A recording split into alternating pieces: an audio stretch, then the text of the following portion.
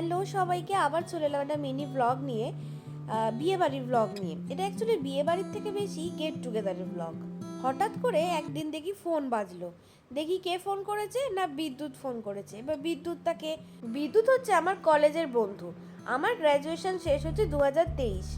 তারপরে দেখি কারোর সাথে কোনো কন্ট্যাক্টই নেই।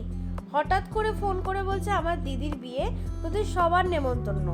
কলেজ লাইফে থাকতে প্রচুর জ্বালিয়েছি, বলেছি দিদির বিয়েতে কিন্তু নেমন্তন্ন অবশ্যই করবি। তাই যাই হোক, ও যে মনে করে আমাদের নেমন্তন্ন করেছে এটাই অনেক। যাওয়ার মধ্যে শুধু ছিলাম আমি আর আমার একটা বন্ধু প্রিয়া। দুজনেরই বাড়ি হচ্ছে এই চুচড়ো চন্দননগরের দিকে, কিন্তু ওর বাড়ি ছিল, মানে বিদ্যুতের বাড়ি ছিল দেবীপুর। দেবীপুরও নয় অ্যাকচুয়ালি, দেবীপুর থেকে প্রায় 2-2.5 ঘন্টা রাস্তায় যেতে হবে। তোমরা দেখতেই পাচ্ছ যে ও আমাদের স্টেশনে আনতে এসেছিল। আর যখন রাস্তা দিয়ে যাচ্ছি, এত সুন্দর পরিবেশ, চারিদিকে শুধু ধুধু করছে জমি। আর ওদের বাড়িটা হচ্ছে একদম ভেতর দিকে, মানে গ্রামের সাইড। দেখতে দেখতে পৌঁছে গেলাম ওদের বাড়ি।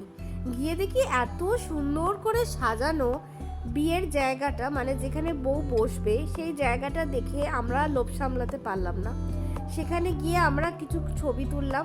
এতটা জার্নি করে আসার পর ওই পেটনির মতো ছবি উঠেছে আর কি, কিন্তু তা হলেও আমার বন্ধুটাকে আবার ছবি তুলে না দিলে ও আবার পাগল হয়ে যাবে। ওখানে গিয়ে আমাদের বয়সী আরো অনেক আমাদের বোনেদের সাথে আলাপ হয়েছিল, তাদের সাথে গল্প আড্ডা অনেক কিছু হলো, ছবি তুলেছি।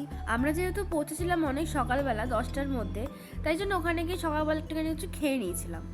এরপরে গায়ে হলুদ তত্ত্ব আরও অনেক খাওয়া দাওয়া অনেক কিছুর ব্লগ আসছে নেক্সট পার্টে, তার জন্য স্টে টিউনড।